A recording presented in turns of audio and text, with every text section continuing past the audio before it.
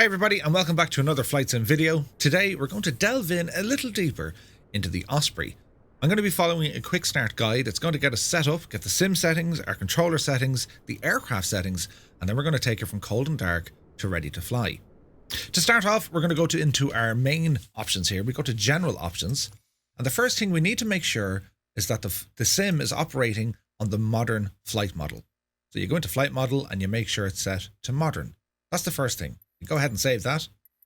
Next up, we go to our assistance options. And because of the limitations with the sim at the moment and with the custom coding that has gone into the aircraft itself, but we need to make sure that we have this set true to life. Use this as your base setting. I mean, you just flick on the switch, true to life. You can go in then and edit some of the other bits and bobs. You can have like crash detection and all this sort of stuff turned on or off. But you set this true to life, you go ahead and you click apply and save. We won't worry about that for me because I have it set up. The last thing we need to do, we need to set up our controls. We need some sort of way for our controls to interact with the tilt rotors. We've got to change the angle of the tilt rotors. So to do this, you select the bit of hardware you want to interact with the tilt rotors, and you have this filter switch down here. Always go to all. If you just go to what's assigned or what's essential, you're not getting all the options. So we click on all. Next up, we're going to type in cowl. As default, the developer has set cowl flap 4, increase or decrease. These will change the angle of the tilt rotors. So in my case, I've selected my joystick button number 9 and number 10. This is the Thrustmaster Warthog HOTAS, great bit of kit. So you can see 9 and 10 is like a rocker switch here. That's where my left hand will be. It's fairly realistic. I think pilots in the real world on the Osprey, they use their thumb to adjust the angle of the tilt rotor. So I've set 9 and 10. And that's going to be us. So increase cowl flap 4 and decrease. Click OK. You can save that as a new preset if you want. And that's pretty much your settings from the sim. Good to go. Next up, we need to verify, or if we need to, we can change the flight characteristics of the aircraft itself. And that's from the CDU menu. So we need power in the machine. So we go to our overhead, click battery on. And we're going to go down here to this CDU panel. If it's turned off, you just flick the switch once to the right, and this will bring up all your information. Now what we're looking for is located in the CDU menu, aircraft in it, and we're going to menu page 3. This is where it has flight reality. By default, this is always going to be set to hard mode. If you wish, you can set it to easy mode. Setting it to easy, well, it takes away some of the functionality of the aircraft, and it also ignores the vortex ring state rules. In VTOL configuration, that's when you're in a cells or somewhere between 80 and 97 degrees. Airspeed is greater than 30 knots, but the aircraft will start to roll or stall uncontrollably when the vertical speed gets over 1500 feet per minute. I recommend leaving it on hard. It's the best way to learn the aircraft, but you have the option and that's where it's located. So it's time to get ourselves set up for a flight. So we do have some pre-flight checks. We're going to go around, just having a look around the cockpit, make sure all the instruments are in the off position, make sure the parking brake is set to on, landing gear is in the down position, flaps are set to auto, the rotor brake just above us is in the off position, engine control levers are in the off position, that's these silver guys here. Make sure the APU is set to stop, battery power is turned off, hoist is already turned off, as is the cargo hook as well. All our primary and secondary lighting systems are in the off position. The fuel dump is guarded. Emergency oxygen is turned off. And our blade unfold or wing unstow procedure as required. So, power startup. Love that word, power startup. To start, onto the overhead, and we turn on the battery located up here on the top left. Next up, we need to turn on the APU. And to turn on the APU, we have 2 switches. We need to bring it over. Run, engage. So, 1, 2. That's the APU coming online. Next up, we need to turn on all our PFDs and our MFDs, including the CDU. So there's a switch here on the top left on all these screens. And then on your center display unit, you have one on the right-hand side. There's all our screens now turned on. Next up, we need to go into our lights. So the LTS, you see a button down here on the keypad, click on LTS. How these menus work, whatever you have activated or whatever you select, it'll appear white. So, for example, our master control, we want to turn this on, we click on. it's now turned to white. So we get our strobes on, our position lights go to both, position set to flash, go down to menu 2. The tip light, they're the lights that actually go on the blades themselves. We'll leave them off for now.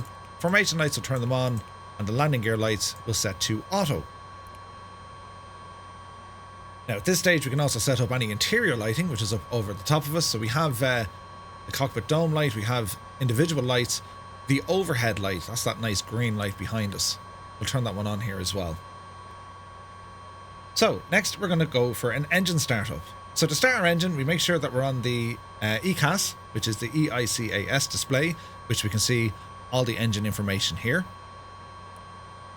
Make sure that our parking brake is set to on, which it is, it's pulled up. Our rotor brake above is set to off, which it is. Fuel quantity, we need to check on that. So if you want to find out how much fuel you have on board, you can go to the stats page. First page here is usable fuel. You got to remember, if you want to use this aircraft in a vertical takeoff or landing, you need to be careful that you don't go over the maximum fuel. That's in the manual, I'll get the figure for you, but just be aware of it. We can cycle down through some of these menus. We can see the hydraulics, the engine state, ICE, electrical systems, so on and so forth. So our fuel, we're sound at that. Next up, we want to check in the blade fold. Click on this little option in here, and we make sure that the rotor lock is not engaged. So if it was white, it means it's on. If it's green, it means it's off. Next up, we'll go to our nacelles. We need to move these guys now up to 90 degrees. You'll notice you can't start them on the ground. There is no clearance. So we need to rotate these. So with our new bounded button, we're going to rise them up to 90 degrees. See that moving there now. And on our main screen, we want to check the angle here so we can actually see the status of it rotating. So we're going to stop it once it gets to 90. There we go. We make sure that the aircraft is clear from any obstacles on the ground, and we're going to go to the engine controls up on top. So engine number 2, we're going to start. We're going to go to the start position. That's forward twice. So we have an audible sound of the engines coming up. So verify that we have rotating blades. Now don't be alarmed, you'll see on the far side the blades are also rotating. That is normal for this aircraft. One engine can control both. It's all to do with some very sophisticated gearbox. The aircraft is capable of flying with one engine. So if you see both of these starting up with one engine, that is normal. So we're going to monitor a couple of things here. So we're making sure that our NG is rising, and we're going to look for it to stable somewhere around 70 to 72%. So there's 70, 69, 68. Once it gets stable, that can pretty much do. We're going to move this into the fly setting. So that's engine number 2 ready to go. Next up, we go with engine number 1, and we'll repeat the process. We'll go to the start position. You can hear the engine itself starting to warm up, and we can see the NG starting to rise.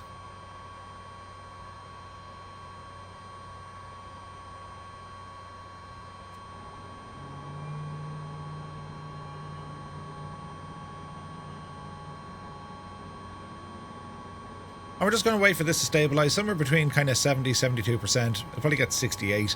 But once it stabilizes, the next move then is to move the control up here into fly.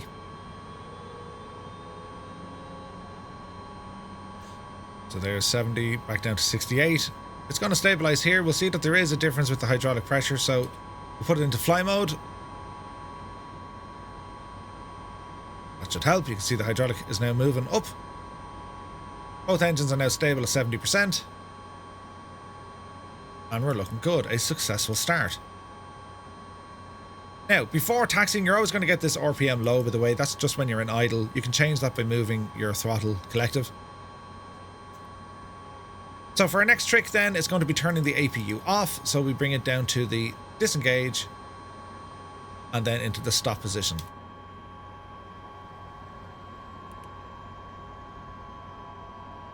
So as the APU powers down, we're pretty much good to go. Now we have a choice. We can go for a vertical takeoff. Again, you just want to make sure of your fuel state and obviously anything nearby. Also check the wind. Or if we want to taxi the aircraft, we can absolutely do that as well. In order to taxi the aircraft, bearing in mind we already have a bit of traffic here in front of us, it's a very small tilt of the rotor blades, down maybe 5 or 10%, and then it's only a matter of putting a small bit of power in and releasing the parking brake. You do have full rudder control on the ground, so if we were to show this ever so briefly, you can see us moving there. So that's it for this video, guys. I do hope you liked it. I hope you find it helpful. If you do like it, do be sure to smash that thumbs up button. The last video got a ton of views, and also a ton of comments as well. I love reading all the comments, so thank you all so very much for taking the time to leave them there. And as I said, if you want to see more of these, well, let me know. We want to go down through the systems and also then how to fly it. So until the next video, take care of yourselves, and we'll see you soon.